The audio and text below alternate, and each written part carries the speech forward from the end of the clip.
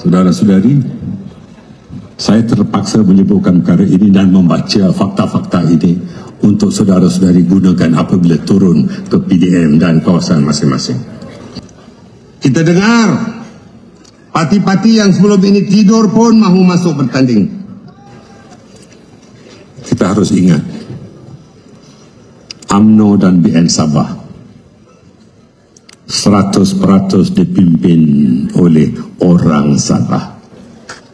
Jadi untuk Sabah, pasti Ketua Menterinya adalah orang Sabah.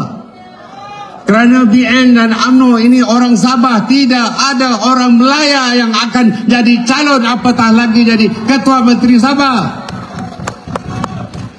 500 juta rakyat Sabah masih berada di dalam keadaan menikmati air yang ada, air yang tidak ada, paip lama yang tidak keluarkan air lagi.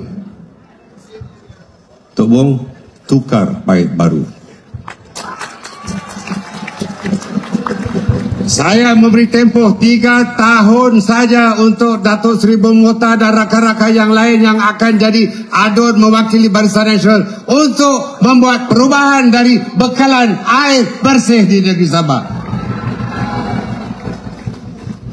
Dan kita juga lihat gangguan elektrik di Sabah 5 kali ganda lebih teruk daripada purata negara. Sistem Average Interruption Duration Index atau SAIDI Sabah ialah 274 minit. Semenanjung interruptionnya ialah 46.1 minit. Sarawak juga lebih baik daripada Sabah, 77.9 minit. Artinya orang Sabah perlukan air bersih yang berterusan di negeri ini. InsyaAllah yang akan boleh menyelesaikan ialah Barisan Nasional Negeri Sabah apabila menjadi kerajaan. Dan dari segi elektrik, margin reserve elektrik hanya 4% saja di Sabah, berbanding dengan Semenanjung 28 hingga 36% margin reserve. Sabah kaya dengan air, Sabah kaya dengan tenaga, tetapi bermasalah. Labur tidak akan masuk dengan begitu banyak. Saya memberitahu Datuk Rahman Dahlan, saya memberitahu Datuk Saleh. Sebelum itu saya memberitahu Datuk Seri Bermota, bawalah pelabur-pelabur untuk datang, tetapi selesaikan masalah air, masalah elektrik, masalah jalan.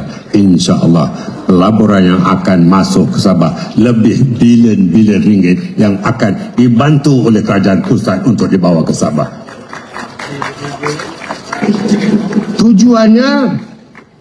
Tujuannya adalah untuk menyelesaikan masalah pengangguran yang disebut 7.7% tadi berlaku di Sabah. Kalau dikatakan elektrik di Sabah, ini adalah salah kerajaan persekutuan. Saya sebutkan bahawa 1.2 bilion subsidi elektrik telah diberikan di Sabah untuk menyelesaikan masalah elektrik, tetapi tidak selesai. 6.9 bilion adalah untuk memperbaiki infrastruktur dan juga air dan juga infrastruktur elektrik. Saudara-saudari, begitu juga pelancong. Tahun 2018 ketika BN masih memerintah, 4.1 juta pelancong di negeri Sabah. Pada tahun ini, dari bulan Januari hingga Ogos tinggal 2.46 juta saja. Sabah terkenal dengan destinasi pelancongan yang sangat-sangat hebat dan lebih baik daripada negeri-negeri lain di seluruh Malaysia. Saya yakin di bawah kerajaan baru Barisan Nasional, insya-Allah tahun 2026 akan berlangsung tahun Melawat Malaysia. Saya yakin bahawa yang akan datang ke Sabah lebih banyak daripada jumlah yang pernah berlaku pada tahun 2018. Artinya apa? Kita bawa pembangunan ke Sabah, pelancong datang dan rakyat akan merasai kenikmatan dari sektor pelancongan. Kadar kemiskinan di Sabah sekarang berada di tahap 19,1%, yang paling tinggi di Malaysia. Di era Barisan Nasional ketika itu hanya 14,8%. Hari ini 38% daripada rakyat miskin tegar di negara kita ini berada di Sabah. Apa maknanya? Maknanya Sabah adalah negeri termiskin. Inilah tanggungjawab Barisan Nasional untuk merubah kemiskinan tegar supaya dapat dikurangkan di negeri Sabah. Begitu juga hari ini kita lihat bahawa Pen Borneo, kalau di Sarawak Pen Borneo telah siap 100%, bagaimana keadaan Pen Borneo di Sabah? Ianya tidak dapat disiapkan. Kenapa? Kerana kestabilan politik tidak ada. Kerana perebutan kawasan-kawasan ini.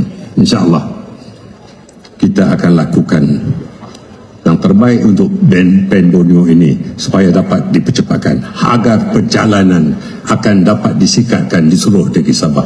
Ini azam yang akan kita lakukan, insyaAllah. Saudara-saudara, BN Sabah sebagaimana disebutkan tidak menjual janji. BN Sabah akan membawa tekad satu, bahawa kita berazam bahawa kadar kemiskinan akan diturunkan. Kerana pada tahun 2009 ketika itu kemiskinan berada di tahap 23,4%. Tetapi di akhir pemerintahan BN pada 2018 ini yang telah menurun kepada 14,8%. Pendapatan isi rumah pada tahun 2012 ialah 3,465. Tetapi di bawah BN dia meningkat pada RM5,000, iaitu peningkatan 44%. KDNK di Sabah melonjak pada tahun 2008 daripada 45,5 bilion kepada satu jumlah peningkatan 72%. Infrastruktur luar bandar bertambah daripada 13,000 kilometer pada tahun 2000 meningkat pada 20,000 kilometer. Sekolah, jalan raya, klinik, desa, felda, kemudahan air bersih semuanya menjadi pembangkit ekonomi dan pendidikan di bawah BN. MARA, RISDA, FELKRA, Kemas mengangkat mobiliti sosial desa.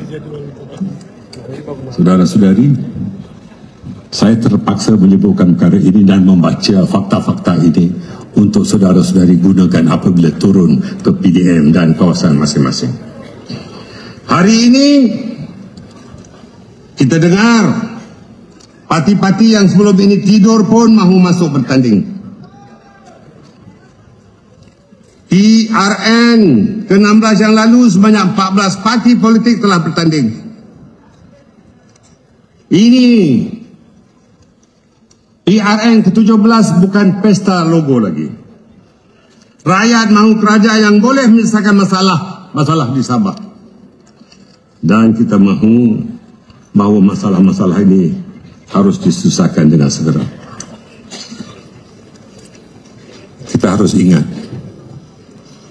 UMNO dan BN Sabah 100% dipimpin oleh orang Sabah.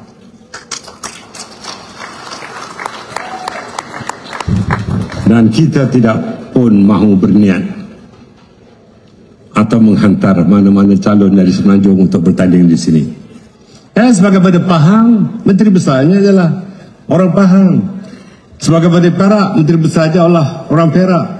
Sebagaimana Melaka, menteri besarnya atau ketua menterinya adalah orang Melaka. Begitu juga Johor. Jadi untuk Sabah, pasti ketua menterinya adalah orang Sabah. Kerana BN dan UMNO ini orang Sabah, tidak ada orang Melaya yang akan jadi calon apatah lagi jadi ketua menteri Sabah. Ya, Sabah is always for Sabahan. Dan kita mahu bahawa slogan kita bikin balik Sabah ini mesti kita betul-betul lakukan. Dan kita mahu PRN pada kali ini kita lakukan game changer. Kita lakukan perubahan-perubahan yang drastik untuk rakyat Sabah. Di bawah slogan bikin balik Sabah, kita bikin balik ekonomi Sabah. Kita mahu menjana semula pekerjaan berkualiti, menarik pelaburan pelbagai sektor dan membuka peluang kepada belia, para wanita dan usahawan desa agar dapat berdikari. Ekonomi Sabah mesti dihidupkan semula supaya rezeki rakyat Sabah bukan hanya diberikan pada kroni-kroni. Yang kedua, bikin balik perpaduan. Kerana Sabah tidak boleh lagi terperangkap dalam drama perebutan kuasa yang hanya menjadikan perpaduan begitu terancam. Kita perlu keadaan yang matang, berintegriti dan fokus membina rakyat supaya tidak tidak digunakan sebagai drama politik, ataupun rakyat mahu supaya masa depan dan perpaduan di kalangan rakyat Sabah terjamin. Yang ketiganya, kita mahu bikin balik kestabilan politik Sabah. Itulah sebabnya otonomi mesti diteruskan. Keputusan oleh orang Sabah adalah untuk rakyat Sabah dan hanya melalui kestabilan yang dapat membawa Sabah sebagai negeri maju dan makmur. Saudara-saudari, apa yang kita mau dengar pada hari ini ialah calon. Kita hanya ada 3 minggu saja lagi untuk menentukan bahawa calon-calon kita akan memperoleh kemenangan dengan syarat jentera parti Barisan Nasional inilah yang akan memenangkan semua calon-calon atau sebahagian besar calon-calon yang dibukakan, insya-Allah. Turunlah ke adun masing-masing, turunlah ke PDM masing-masing, turunlah ke lapangan dengan ilmu, dengan syarat fakta-fakta yang saya sebutkan tadi, walaupun mungkin itu tidak begitu masuk di minda para pengundi, tetapi saya yakin jentera sini boleh menterjemahkan dengan bahasa orang kampung, bahasa orang di peringkat bawahan. Saudara-saudari, saya ingin berkongsi pantun. Gunung Kinabalu tinggi perkasa, laut biru nikmat nelayan, jangan gentar bangkit berusaha, kita kembalikan maruah BN.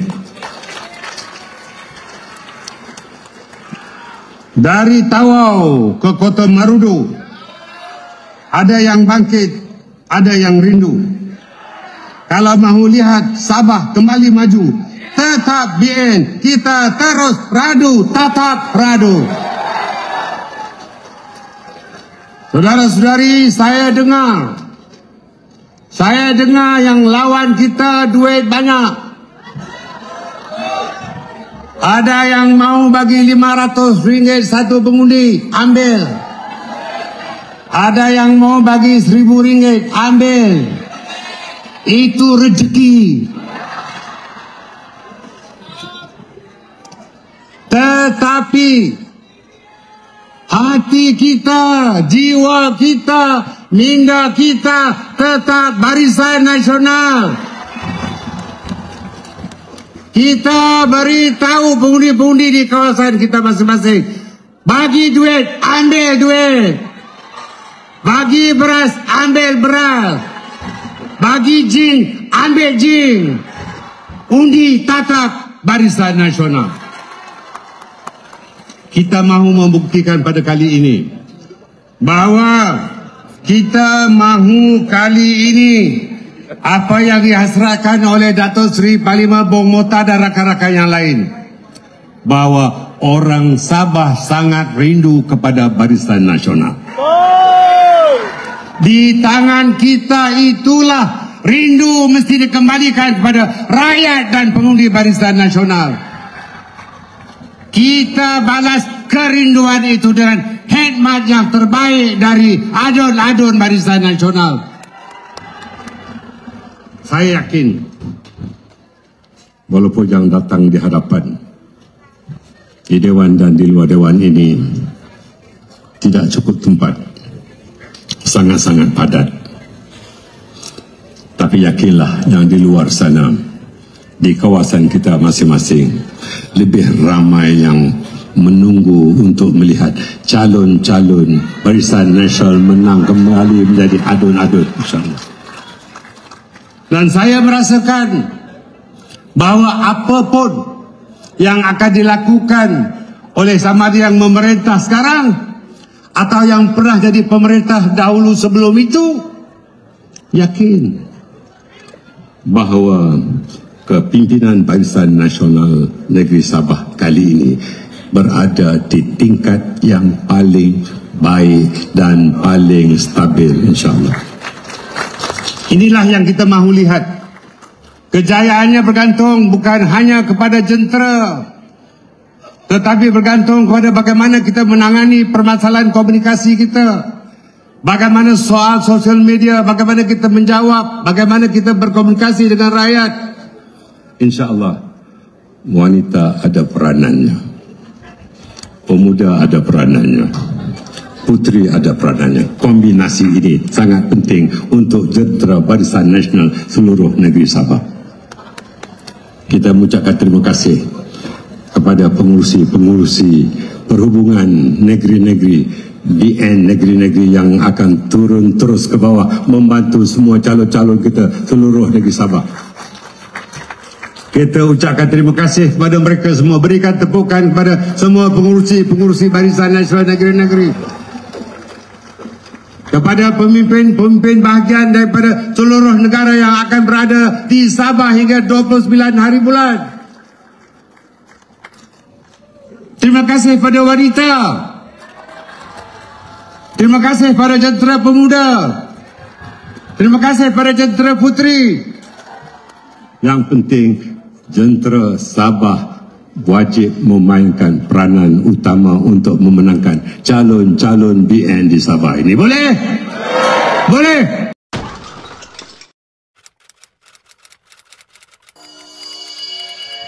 AB Channel.